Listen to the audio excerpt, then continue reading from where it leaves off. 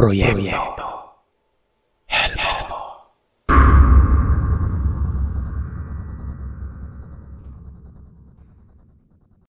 Ang karanasan na ito ay galing sa kwento ng tito ko na pinatotohanan naman nila lola, mama at ibang tito at tita ko. Nangyari ito dekada 90 kung kailan hindi pa ako pinapanganak at si tito naman ay binata pa. Yung lugar, huwag mo na lamang pong banggitin, Sir Seth, dahil ang mga kalahi ng pamilyang ito ay sinasabing naroroon pa rin at kasalukuyang iwas sa mga tao at nakatira sa bundok. Tawagin na lamang natin si Tito sa pangalang Mario. Si Tito Mario ang pinakabata sa magkakapatid. 8 silang lahat. Yung mama ko yung panglima. Nung kabataan nga ni Tito ay napahinto siya ng pag-aaral pagkatapos ng high school. Ang gusto niyang ipurso talaga ay civil engineering sa college. Kaya ang ginawa niya ay pumunta ito sa karatig bayan na siguro nasa 3-4 na oras din ang layo sa kanila kung magbabas o shuttle service ka ngayon. Yung mga bus pa na sinasakyan niya ay yung mababagal tapos talagang ang biyahe limitado dati. Kaya saan mo na may mga kasabayan kang mga sako ng bigas, manok at mga biik nun. Pagdating niya doon ay nagtrabaho siya sa iba't ibang negosyo ng amo niya. Taga-ayos ng makina ng para sa palayan, taga-kilo ng mga feeds, pati produkto ng mga gamot pang spray ng mga halaman. Pero madalas nasa mga livestock siya, mga babuyan at mga manok na 45 days old. Yung mga pinalalaki sa kulungan na may ilaw. Dito na din na-enjoy ni Tito ang mga ganitong gawain na nagpadesisyon sa kanya na mag-aral na lamang ng agrikultura. Na masasabi kong naging successful naman siya dahil siya na ngayon ang nagre-retail ng mga kilalang spray sa palayan. Bukod sa naging karanasan ni Tito sa lugar na ito, ay meron din siyang karanasan sa isang uri ng nilalang. Isang uri ng nilalang na para kay Tito ay ang pinakamatalino at pinakadelikado sa lahat. Mga mahigit na 1 buwan si Tito doon sa trabaho niya nang magsimula siyang makaramdam ng kakaiba sa paligid. Minsan kapag nag-iisa siya at binubuksan ng incubator na ilaw ng mga sisiw ay nakakarinig siya ng sitsit. Minsan naman pakiramdam na may nakatingin sa kanya. Hindi ito posible doon sa lugar gawa ng sarado at mataas ang bakod ng manukan na ito. Tapos ay iisang pinto lamang ang palabas at papasok. Kapag walang tao sa loob ay nakalak ito. 3 lang ang merong kopya ng susian. Siya, ang amo niya, at ang isa pa nilang kasama na parang bisor nila. Meron ding mga gabi na magigising itong si Tito sa ingay ng sisiw at mga manok. Tapos ay pag sinisilip niya ang kulungan, merong mga kulungan na namamatayan ng ilaw. Hindi sira yung bulb nun. Sadyang may pumapatay lamang sa switch. May mga madaling araw din na nakakarinig siya ng ingay sa may bubungan ng tinitirhan niya. Yung bubungan pa naman na yun dati ay hindi kasing kapal ng mga yero ngayon. Ito yung mga klase ng yero na madaling mayupi o mabutas. Isang gabi, nagising si Tito sa kahulan ng mga aso sa kalapit bahay ng tinitirahan niya. Ang ibig sabihin ng kalapit bahay dito, Sir Seth, ay yung mga pinakamalapit na bahay doon sa tinitirahan niya kung saan naroroon din ang mga manukan. Pero malalayo pa rin ang mga ito. Siguro ay aabutin ka ng mga 20 minutos bago ka makarating sa susunod na bahay. Sadyang maririnig mo lang ang kahulan ng mga ito dahil na rin sa puro palayan at bundok ang nakapaligid doon. Pinakikiramdaman niya umano yung paligid gawa ng nakakarinig siya ng mga galaw sa palayan. Ang tinitirahan din kasi na ito ni Tito tabing-tabi ng mga palay. Kaya rinig niya ang mga kalasan nito. Noong mga panahon na yun kasi, matataas na yung tubo at malapit na rin ang gapasan. Bukod pa doon ay meron siyang naririnig ng mga bulungan. Hindi ito ordinaryong boses ng mga tao. Ang mga boses na naririnig niya noong mga panahon na yon, pulido, malalaki, at sa bawat salitang binibitawan nila ay parang puno ng laway yung mga bibig. Parang nagmumumog habang nagsasalita. Ganon na ganon. Wala siyang naririnig na gaya ng ibang inaswang na tunog aso o baboy. Basta nung mga panahon na yon, alam niyang may kakaiba sa naririnig niya. Napabangon si Tito noon nang marinig yung kalasan ng mga manok at malakas na tunog ng pinto at gate papasok doon sa manukan. Tuloy pa rin yung bulungan na naririnig niya hanggang sa marinig niya yung mabibigat na yabag palapit sa pintuan. Kabadong-kabado siya noon. Yung pintuan pa ng tinitirahan ni Tito, gawa sa kawayan. Tapos ang lock ay kadena din, paikot sa pundasyon ng kawayan na iikot sa pinto. Tapos ang isa pang lock ay yung kawayan na isusuksok sa wire sa gitna ng pinto. At nakasuksok din sa isa pang wire na nakaikot din sa pundasyon ng bahay. Ganun pa yung lock niya dati. Maliwanag din yung buwan noon, kaya kita ni Tito yung anino na papalapit dun sa pintuan niya. Ganun pa rin ang bulungan noon. Para talagang puno ng laway yung mga bibig ng mga nagsasalita. Tapos ay konti lang yung hatak na ginawa sa kadena. Gumalaw lang ito ng konti at konting kalabog sa dingding sa tabi ng pintuan bago nawala ang mga anino. Malaki ang pagtataka ni Tito noon sa mga nangyari hanggang dumating ang kinaumagahan. Pagkabukas ng pinto ni Tito, ang unang bumungad sa kanya, mga lamang loob.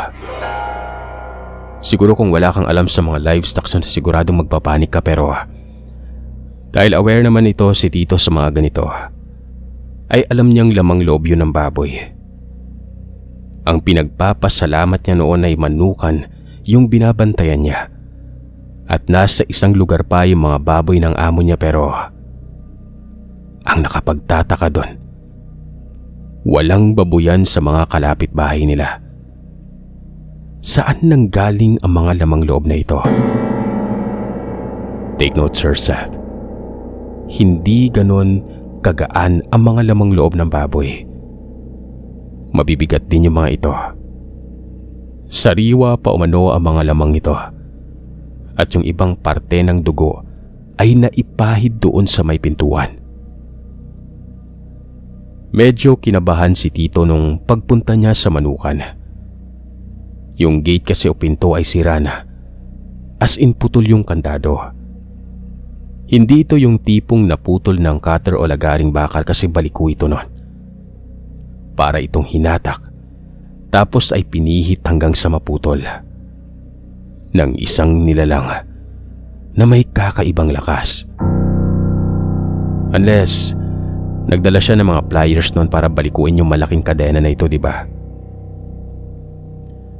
Muli ay nagpasalamat siya gawa ng walang nawala o nakulang sa mga manok at sisiw na naroroon. Ang ipinagtataka niya lamang noong mga oras na yun ay kayang-kaya ng mga kung sino mang yun ang sirain yung kandado sa pasukan ng manukan. Pero bakit hindi nila ginawa? Doon sa pinto ng bahay na tinitirahan niya, kung tutuusin ay kaya nilang sirain yon, maging ang buong pintuan sa ganun kalakas. At isa pa, bakit walang nawala sa mga manok niya? Bukas na yung gate nun. Ang naisip noon ni Tito ay merong nagtatangkang magnakaw ng mga sisiw, pero hindi tinuloy. Posible ito kasi malapit yung pwesto sa bundok. Tsaka napapalibutan sila ng mga palayan. Noong mga panahon din na yun ay uso pa ang mga tulisan sa lugar dahil mag-isa lamang si Tito. Nagamba ito na baka mamaya pinagpaplanuhan ng kung sino mang masasamang loob ang kunin lahat ng mga alaga doon. Pati siya mapahamak. Agad niya naman itong nireport sa boss niya. At sakto din naman dahil naghahanap lang din pala ito ng taong makakatulong niya doon sa Manukan. Balak kasi nitong dagdagan pa mga sisiw. Naging kasama niya sa Manukan ang 2 bagong recruit na trabahador noon. Natawagin na lamang natin sa pangalang Jury at Arnel. Magiging kampante na sana si Tito sa ganito, di ba?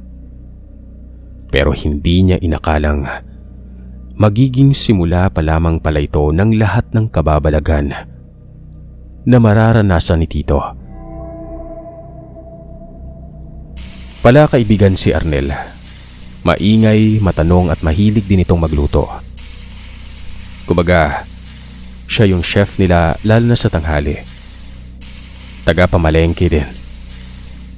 Ito namang si Jury ay medyo strikto, pero maaasahan mo sa Manukan. Marami itong alam pagdating sa pagkalikot ng mga wire at kuryente kapag nagkakaapiri ang ilaw. Tahimik din ito. Malaki ang pinagkaiba ng 2 niyang bagong kasama. Mas nakapalagay ang loob niya si Arnel dahil nabanggit nga rin ito na malapit lamang siya sa bayan nila Tito. Samantalang si Jury, tahimik lang. Nagsasalita naman kapag sila lang 2 pero kapag 3 na sila, hindi na ito umiimik. Ni hindi niya rin nakikitang nag-uusap ang 2. Hindi niya na lamang din naman ginawang issue ito at tumahimik na lamang din siya. Baka lang magkaiba ang ugali nilang 2 kaya ganon. Normal naman ang mga ilang araw nilang pagsasama pero hindi pa umabot ng 1 linggo ay nagsimula ng hindi maging komportable si Tito Mario. Lalo na kay Jury. Paano ba naman? May mga gabi na magigising itong si Tito at makikita niya itong si Jury na nakaupo. Nakatitig sa kanya. As in, tulala lamang yung tingin. Parang blanco. Ni minsan nga ay hindi niya pa naaabutan itong tulog kasi nauunang matulog itong si Tito. Pero paggising niya sa umaga, nauuna pang magising itong si Jury. Naisip nga nung una ni Tito na baka nababakla lang. Payat din kasi itong si Jury na matangkad tapos kalbo pa. May mga panahon din na wala ito sa loob ng tinitirahan nila.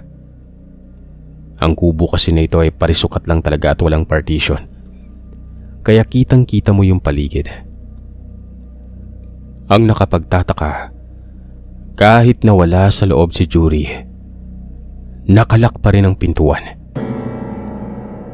Basta, madalas na napapansin ni Tito na ganito lagi. Ito namang si Arnel. Nakita ni Tito isang hapon na merong kausap sa main road. Malayo sa tinitira nila. Parang pamilyar umano yung lalaki na kausap nito. Na para bang nakita niya na. Iniisip niya kung yung bisor nila o kamag-anak nung amo niya o yung taga sa kanila since kalapit bayan niya lang itong si Arnel. Basta sobrang pamilyar umano nitong kausap niya. Tapos ang nakapagtataka pa dito, pagkatapos itong kausapin ni Arnel ay naglakad lamang ito. Mabukid yung lugar na yun, Sir Seth. Kung wala kang pribadong sasakyan ay kailangan mong maghintay ng habal para makarating sa kanto kung saan dumadaan yung mga bus. Tapos isa pa, hapon na nun. Mga ganong oras ng mga panahon na yun ay walang bumabiyahe na kahit anong sasakyan sa gabi dahil na rin sa delikado ang lugar.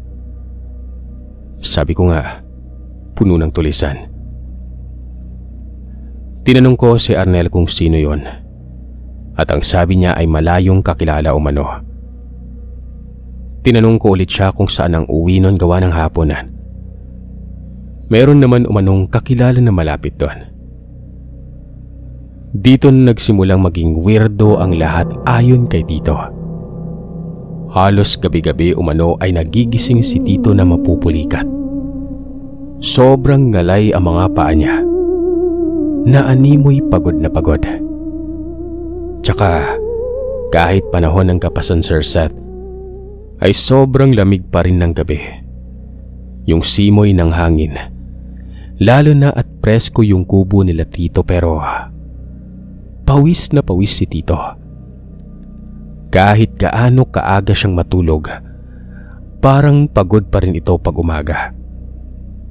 Parang sobrang kulang lagi ng tulog niya. Minsan naman, aakalain mong binabangungot ito sa panaginip na hindi niya maalala. Tapos ay magigising na lamang siya sa tapik nun. Pagkadilat niya, si Jury ay nakatitig sa kanya. Imbes na maging tahimik yung buhay ni Tito noon dahil sa mga kasama, para bang lalo siyang napagod sa mga nangyayari sa kanya. Lagpas 1 linggo nang bumisita yung boss ni Tito noon. Gawain na niya ito, ang biglaan ng pagpunta sa mga negosyo niya. Paraan niya ito para makasiguradong ginagawa ng mga trabahador niya ang tama. Agad naman itong sinalubong ni Tito at sinamahan sa pag-inspeksyon. Doon na napansin ng boss niya na tila bang pagod ang mukha ni Tito. Hindi naman ito nangayayat o kung anuman.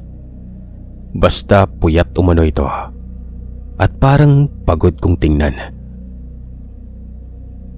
Naku Mario baka niyaya kang uminom niyang bagong kasama mo gabi-gabi. Hindi po, sa katunayan masipag silang dalawa sagot ni Tito. Doon na napakunot ng noo ang boss niya at halos mamutla si Tito Mario sa sinagot nito sa kanya. Dalawa? Isa lang ang pinadala ko dito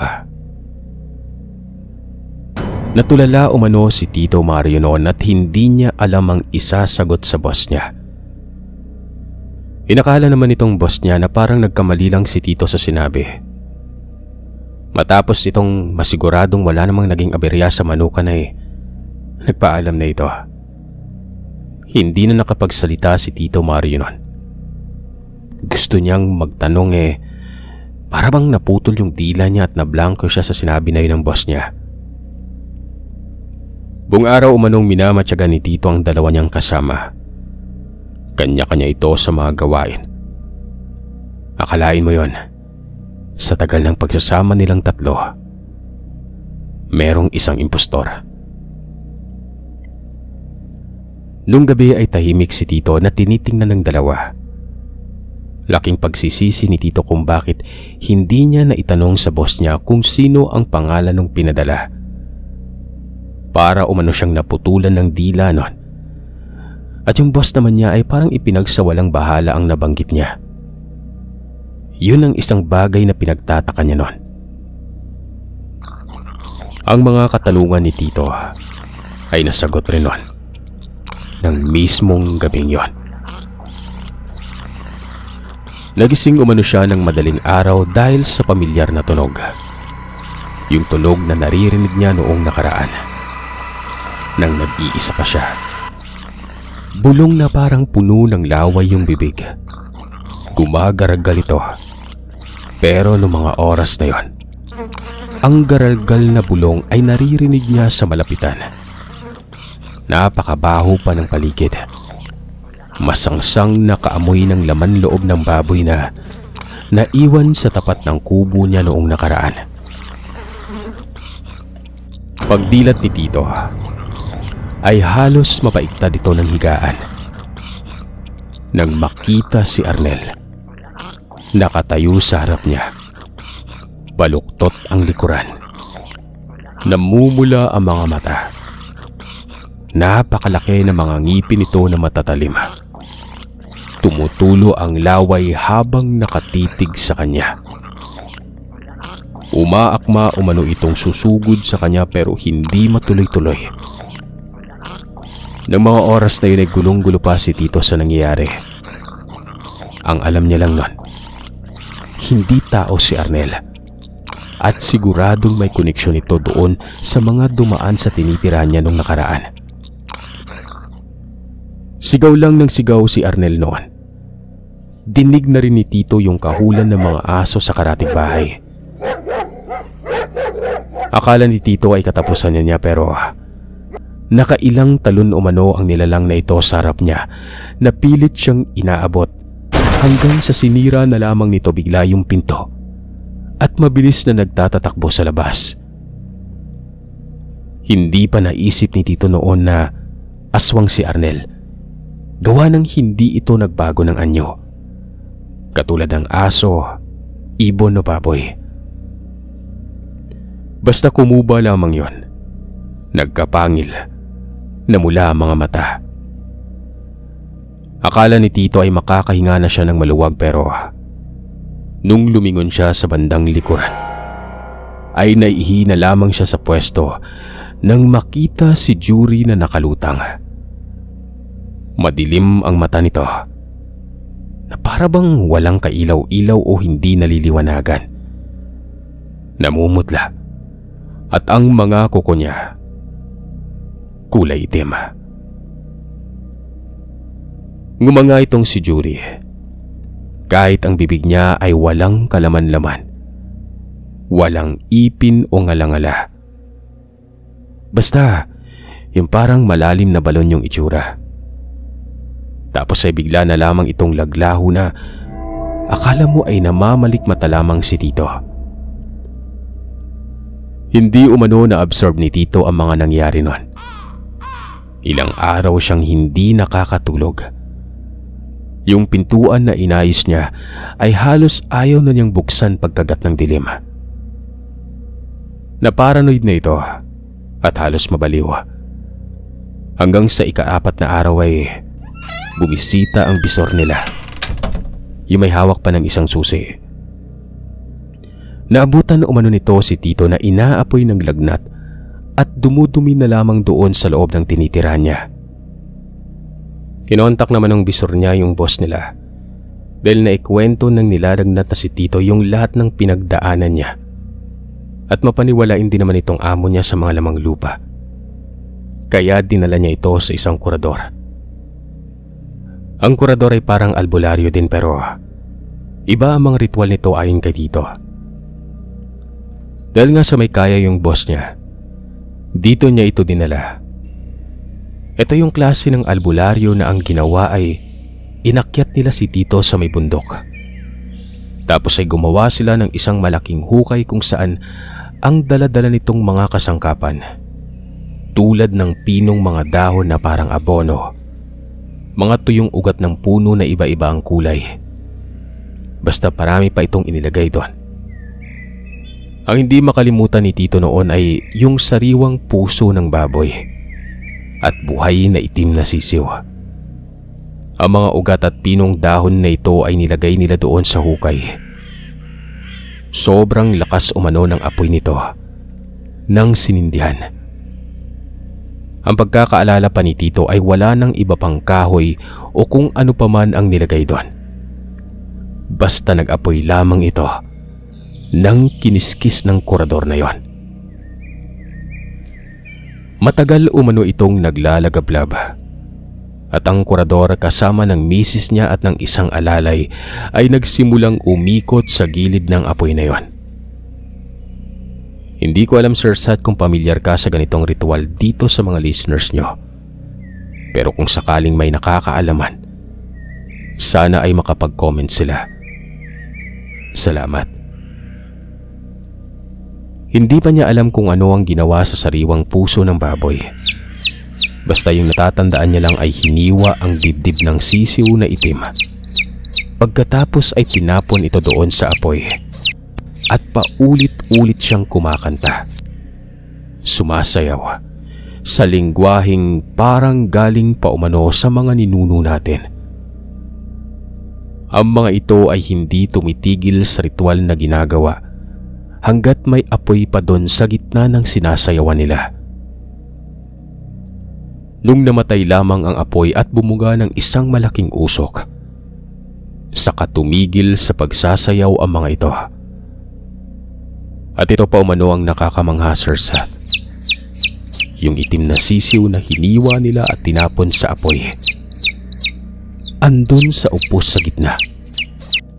Buhay, nakatayo, humuhuni o sumisiyap. Iniharap umano siya doon sa usok. Kumbaga, ginawang tuob ang natira sa apoy na yon. Para siyang nililitsyon noong mga panahon na yon. Agaktak yung pawis niya. At pagkailang ubo niya ay nailuwa niya umano ang buong plema. Tapos ay umaliwalas na yung pakiramdam niya. Pagkatapos nito ay pinalunok siya ng hilaw na itlog. Pagkadighay niya umano, ay bigla siyang nakaramdam ng gutom at naghanap agad ng makakain. Sobrang laking pasasalamat ni Tito noon sa amo niya. Sobrang bait umano nito sa kanya, pero ang masayang pag-uusap na ito ay pinutol na manggagamot. Ang sabi niya ay kailangan niya umanong umuwi sa kanila, si Tito, kasi may mga nangyayari doon na konektado sa kanya. Sinabi ng manggagamot ang dahilan kung bakit kaya humingi si Tito ng immediate leave noon sa amo niya para makaluwas. Ang amo niya naman ay pinahatid siya gamit ang isang truck nila pang delivery, kasama yung driver na kilala naman din ni Tito. Pagdating umano nila doon sa kanila, marami na umanong tao at nag-iiyakan ng mga kamag-anak niya. Sa pag-aakalang may nangyaring hindi maganda ay napatakbo itong si Tito Mario. Pagkapasok niya sa pinto ng bahay nila, napatigil na lamang umano ang lahat. Pati ang mga magulang niya nakaupo sa tabi ng higaan. Mga ilang segundo umano ang katahimikan bago magsalita si Lola, yung nanay ni Tito. Magtatanong pa sana si Tito kung sino ang iniiyakan nila, pero nagulat ang lahat nang pagtingin ng mga ito sa higaan ay isang malaking puno ng saging ang naroroon. Nanginginig na nilapitan ng mga magulang, kapatid at kamag-anak namin si Tito. Maraming haplos at yakap ang nangyari bago nahimasmasan ng lahat at nagsimula ng magkwento. Ilang araw umano ang nakakaraan. Nagulat ang mga magulang ni Tito kasi umuwi ito ng tulala. Hindi nila makausap at parang malaki ang kinangayayat. Pinatingin nila ito sa doktor, pero ang sabi lamang ng mga ito, pilang na ang mga araw niya. Sa mga albularyo naman na tumingin ay wala din silang makita sa gumaya kay Tito. Para umano itong nilagyan ng tagabulag. Ang hindi nila alam ay ang lalaki pala na umuwi ay hindi si Tito Mario. Nung pinauwi kasi si Tito ng korador na nanggamot sa kanya, ang sabi nito ay nagabunan daw siya. Ibig sabihin ay may aswang nagabunan ang target siya noon. Balak umano siya nitong kunin, biktimahin at ihain sa mga angkan niya. Naakala nito ay magiging madali lang, pero napakaswerte umano ni Tito Mario dahil may parang pumigil dito. Ang mga gabunan ay may abilidad din umano na gumawa ng replika ng biktima nila at pauwiin sa kanila. Ang replika na ito ay gawa sa puno ng saging kadalasan. Ito yung magpapakilalang siya sa mga kamag-anak. Uuwi ito at mamamatay na lamang bigla para walang maghihinala sa pamilya ng biktima. Doon nalaman ni Tito na si Arnel ang sinasabing aswang nagabunan. At naalala umano nito yung minsang kausap nitong si Arnel na lalaki, yung naglakad lang. Saka napagtanto ni Tito na Kaya pala pamilyar yung lalaking kausap ni Arnel kung naaalala nyo. Gawa ng siya mismo yung lalaking yon. Ginaya at hinulma sa mukha niya. Sa pag-aakala nitong ni Arnel na makukuha niya si Tito pagkatapos nun. Pero bakit nga ba napigilan si Arnel? Bakit hindi ito makalapit? Paanong hindi naging biktima si Tito kahit na halos magkatabi na sila ng higaan? Naalala niyo si Jury? Huli na rin ang malaman ito ni Tito. Si Arnel lang pala talaga ang nakuha ng boss niya na katulong niya dapat sa manukan. Nagkunwari itong trabador para mabiktima siya. Samantalang si Jury, ayon sa lolo namin, ay gabay ni Tito. Mula nung natuto umanong magsalita si Tito hanggang sa 5 taong gulang niya, ay meron siyang kalaro na hindi nila nakikita, na tinatawag niyang Jury.